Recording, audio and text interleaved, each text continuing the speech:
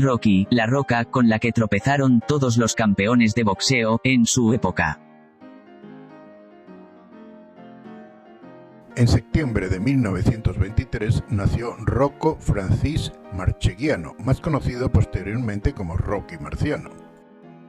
Nada más nació, los médicos dijeron a sus padres que tenía pocas posibilidades de sobrevivir, pero tras mes y medio el bebé se recuperó y se fue a su casa, más fuerte que un hierro, según palabras del médico. Sus padres, de origen italiano, tenían 6 hijos, y en una época donde el trabajo y el dinero escaseaba, el señor Pierino Marchegiano trabajaba en una fábrica de calzado. Además, en su casa, junto a su esposa, reparaban calzado, y aún había domingos donde trabajaba puliendo y barnizando madera para ataúdes, mientras que su esposa había días que limpiaba en casa de unos señores importantes de Brockton, Massachusetts. En fin, Rocky aprendió y se acostumbró en su casa a que para ganarse la vida era necesario trabajar y esforzarse constantemente, y cuando la vida te quita algo hay que esforzarse más. De niño, Rocky iba a la escuela y además jugaba al fútbol americano y al béisbol, como cualquier otro crío de Estados Unidos. La diferencia era que para Rocky aquello representaba no una diversión, sino una posibilidad de salir de la pobreza en que vivía su familia, por lo que buscaba siempre transformar aquello en una forma de ganar dinero y se esforzaba sobremanera para ser siempre el mejor. Rocky, además de estudiar y esforzarse por llegar a ser alguien en el fútbol o en el béisbol, ayudaba en casa a sus padres, y por si quedaba algo de energía, hizo unas pesas caseras y entrenaba todo lo que podía con ellas. En Brockton High School formó parte del equipo de béisbol, con la idea de llegar a ser alguien en ese deporte, pero la misma ansia de ser mejor lo llevó a inscribirse en la liga de la iglesia de la comunidad. Sin darse cuenta, Rocky había infringido una regla básica del equipo de béisbol de su propia escuela, que reglamentaba que no podría jugar en ningún otro equipo o liga, y esto le costó la expulsión. Totalmente frustrado por aquello, Rocky dejó la escuela y simplemente se dedicó a trabajar. Trabajó en una empresa de carbón, en una fábrica de hielo, descargando camiones, cavando zanjas y trabajando para una empresa de ferrocarriles. Todos ellos trabajos durísimos, aunque su padre le consiguió en algún momento trabajar en la fábrica de calzado, que le dejaba algo de tiempo para sus pesas, que nunca dejó del todo. Rocky, además de trabajador incansable, tuvo que aprender a defenderse en la calle de las típicas bandas juveniles aspirantes a gángsters, por lo que se convirtió en un luchador callejero peligroso. En plena Segunda Guerra Mundial fue absorbido por el ejército y llevado a la ciudad de Swansea, en Gales, y desde allí ayudó a la preparación del desembarco de Normandía.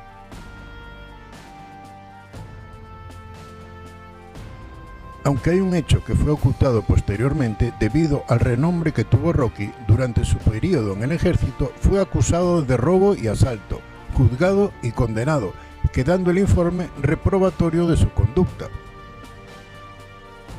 Mientras esperaba ya a ser dado de alta del ejército, en Fort Lewis, al suroeste de Tacoma, Washington, formó parte del equipo de boxeo de su unidad, a la que representó y para la cual ganó el torneo de boxeo Fuerzas Armadas Amateur. Cuando al fin se licenció del ejército, se fue a su ciudad natal y se presentó a los Chicago Cubs para una prueba de admisión.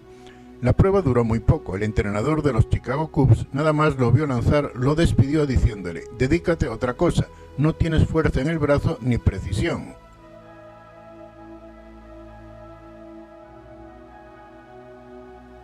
Rocky pasó un periodo muy cambiante. Conseguía trabajo fácilmente a pesar de esa época tan difícil, básicamente por su fama de trabajador incansable, pero sus aspiraciones de llegar arriba no cesaban.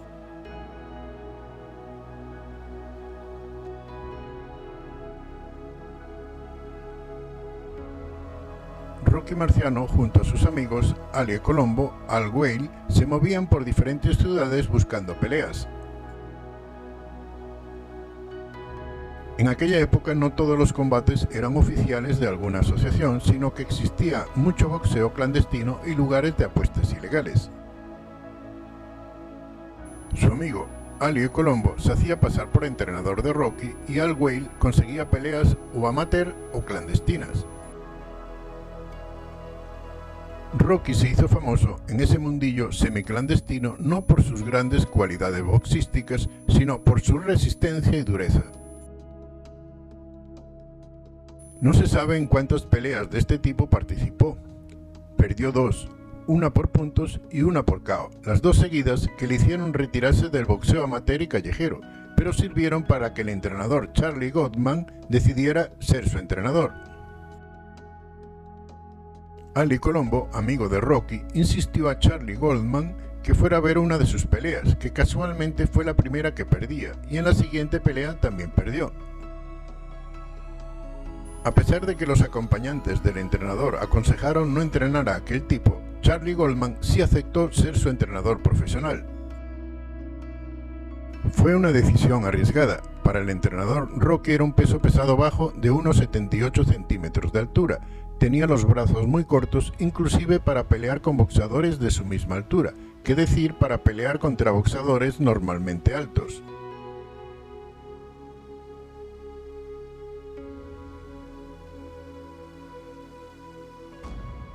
Pesaba entre 85 y 90 kilogramos de peso, lo que lo hacía estar muy ajustado en el peso mínimo en la categoría. En las 2 peleas que vieron, Rocky mostraba una espalda encorvada y no tenía precisión alguna al lanzar los golpes. Lanzaba los jab y directo como un novato y solo se veía bien en los uppercut y en los hook. No era capaz de combinar 2 o 3 golpes sucesivos. Ya para entonces tenía una edad. Aunque joven, ya era un poco tarde para empezar. Además, no tenía la más mínima experiencia en el boxeo profesional. Llevaría tiempo mejorar la técnica a aquel tosco peleador callejero.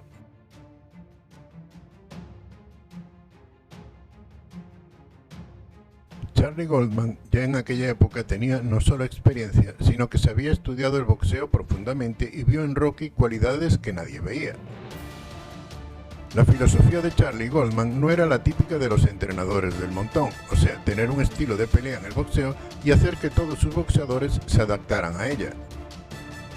Charlie era de la opinión de que si el boxeador tiene alguna cualidad o sabe hacer algo bien naturalmente, debe llevar esa cualidad al extremo. El hecho de que Charlie Goldman aceptara a Rocky como su pupilo no fue algo rápido ni sencillo. Charlie sería el entrenador, Al Whale el manager, que buscaría contratos, peleas, publicidad, etc. Ambos querían que Rocky fuese profesional, pero el dinero y la decisión de llegar a la cima del boxeo dependía de Frankie Una Oreja, el capo de la mafia que lo decidía todo en el boxeo. Las informaciones que llegaron a Frankie Una Oreja fueron contrarias a Rocky, por lo que Charlie Goldman tuvo que ir a convencerlo. No fue solo, además de Al Whale, llevó a un gran campeón ya retirado y pupilo suyo, Joey Archibald, para que le ayudara no solo porque era respetado por la mafia, sino porque conocía los secretos del boxeo del mismo Charlie.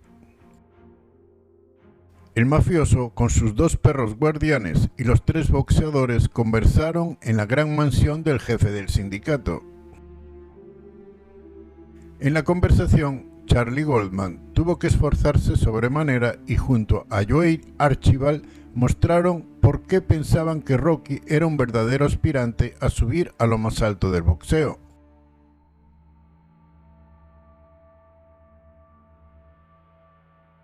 Tanto fue el detalle, el análisis, el razonamiento del entrenador Charlie, que Frankie Una Oreja quedó convencido, pero a costa de revelar sus secretos en el mundo del boxeo que en aquella época se guardaban como oro.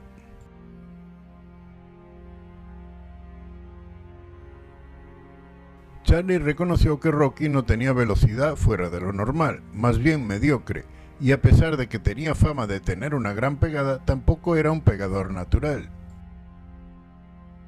Pero lo que más impresionaba a los que veían sus combates callejeros o amateur, aparte de su resistencia al castigo, era su torpeza. Muchos de sus combates ganados daba la impresión que había noqueado a su rival por casualidad, o sea, daba la impresión de que no era capaz de apuntar a un área del rival y acertar a darle. Esto hoy en día se llama coordinación motriz y realmente era el gran fallo de Rocky. Era verdad que Rocky tenía brazos cortos, por lo que le sería difícil alcanzar a sus rivales, pero he aquí el gran secreto de Charlie. Sería difícil alcanzarles en el cuerpo o en la cara, pero no en los brazos y antebrazos. Rocky se colocaría a una distancia que le diera cierta seguridad, aunque en el límite de ser alcanzado por el adversario.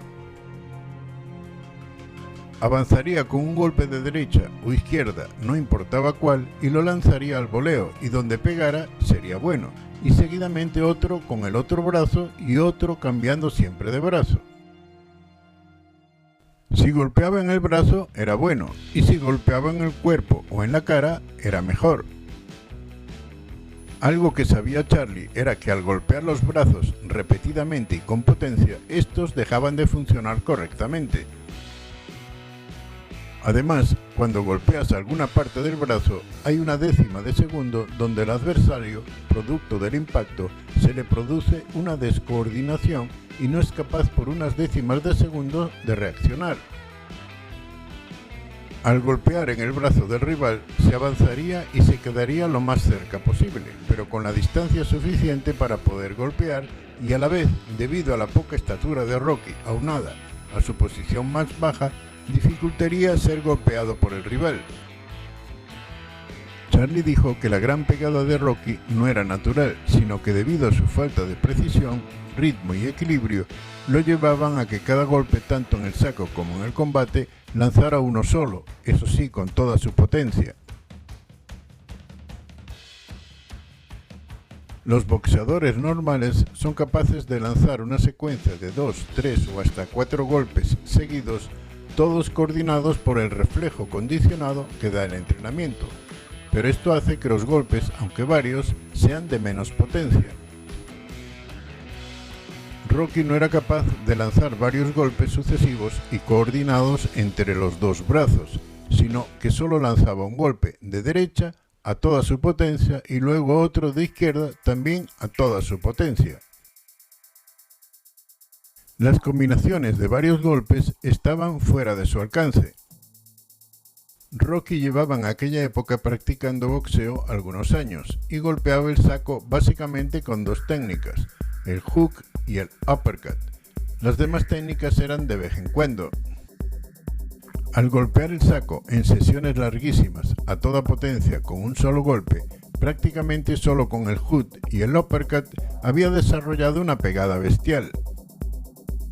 Su potencia de pegada era extraordinaria. Si solo golpeaba el brazo o antebrazo del rival, este quedaría magullado e inutilizado tras 2 o 3 asaltos.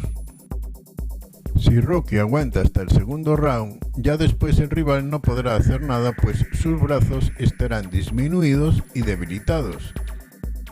Y las posibilidades de que Rocky sea noqueado en los 2 primeros rounds es difícil.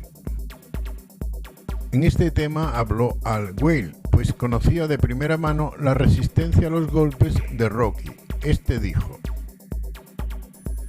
después de ser noqueado, no solo se levanta y sigue peleando, sino que no pierde para nada la tensión del combate y pareciera que reacciona como si nada hubiese pasado. Hello, my name is Rocky Marciano. Además, he visto varias veces a Rocky pelear inconscientemente, o sea, que a pesar de haber sido golpeado, caer al suelo, se levanta y sigue peleando, y después no se acuerda para nada de esa parte del combate. Frankie Una Oreja, sonriendo maliciosamente, miró a Joe Archibald y le dijo: o sea que tú has llegado a donde has llegado golpeando brazos. Joe, sonriendo, respondió: sí, primero, después las cabezas. Si el boxeo no usara guantes con seguridad, se empezaría siempre golpeando los brazos por ser más fácil y menos arriesgado, y dejaría inútil al rival de su arma ofensiva. Pero al usar los guantes es necesario golpear en la cabeza o en el cuerpo para causar más daño. Es el mismo principio hoy en día del low kick, y debido a que el pie no tiene algo acolchado que lo amortigüe, esta patada baja es muy usada, porque deja la pierna del rival inutilizada y con menos riesgo de ser alcanzado.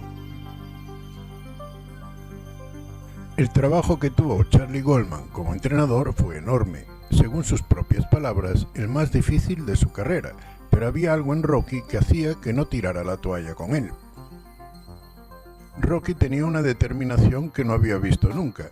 Quería ganar, llegar arriba a cualquier costa. Si caía, se levantaba aún estando KO. Esto lo vio en varias ocasiones. La imagen que se quiso dar de Rocky después de su muerte fue muy edulcorada. Algo que tuvo que corregir en sus primeros combates profesionales fue no saltarse las reglas. Golpeaba normalmente bajo el cinturón, seguía golpeando después de haber terminado el round y muchos golpes acababan en la nuca del rival. En los primeros combates dijo que todavía no se adaptaba al combate profesional, que él venía de las peleas callejeras donde no había tantas reglas. Pero Ale Colombo, que lo conocía bien, comentó en privado alguna vez que sería muy difícil quitarle esas manías, pues desde que nació su vida había sido simplemente sobrevivir a cualquier costa. Charlie se dio cuenta que no podrían seguir con aquellas faltas. No solo podían todos quedar fuera del mundo profesional del boxeo, sino que la mafia podría verse afectada en alguna manera, lo que significaría algo más que una expulsión. La discusión entre entrenador y boxeador fue narrada por el mismo Ali, donde el viejo Charlie golpeó a Rocky y este bajó su cabeza, lo que hizo que todos se dieran cuenta del gran respeto que tenía a su entrenador. Después de aquella discusión, las faltas disminuyeron ostensiblemente, ya casi desaparecieron. Vino entonces una época donde el entrenador, manager y boxeador hicieron un equipo formidable. Charlie, a pesar de ser una persona con apariencia pequeña y débil, en realidad era muy severo con sus boxeadores. Exigía llegar al límite en todos los entrenamientos y siempre pedía algo más. Pero le sucedía algo muy extraño con Rocky. Tenía que decirle que detuviera el entrenamiento todos los días para que descansase. Rocky entrenaba todo el tiempo. Corría, hacía sesiones de saco, sparring, durante horas y horas y horas, todos los días, todo el tiempo. Otro aspecto del entrenamiento de Rocky era que las 2 semanas previas a los combates se retiraba a una cabaña en los montes Catskill. Allí estaba siempre acompañado al menos de una persona, pero totalmente incomunicado con el mundo exterior. No leía ni periódicos, ni hablaba con nadie, ni siquiera con su esposa. Rocky dijo a un periodista una vez: el boxeo debe ser tomado como una religión, con una vida espartana, totalmente insensible al dolor y pelear a ganar o morir. En otra ocasión, con una pregunta algo insidiosa de un periodista, quedó en evidencia que Rocky no sabía lo que era una finta y que nunca había hecho una. En su mente solo había golpear, golpear y golpear. Es evidente que los medios de comunicación de Estados Unidos, tras ganar el campeonato del mundo ante Jersey Joe Walcott el 23 de septiembre de 1952 en Filadelfia, crearon una imagen distorsionada de Rocky, haciéndolo aparecer como el representante digno de la cultura norteamericana que con trabajo y esfuerzo llegan a conquistar el mundo. En su antiguo colegio, iglesia y club se le invita a dar charlas y conferencias sobre cómo salir de la delincuencia, cómo con trabajo y esfuerzo se llega a cumplir los sueños. Se le creó la imagen de un hombre cercano que hablaba en la calle con cualquiera. La foto donde aparece amarrándole los zapatos a un adolescente cualquiera en la calle, al parecer era un montaje.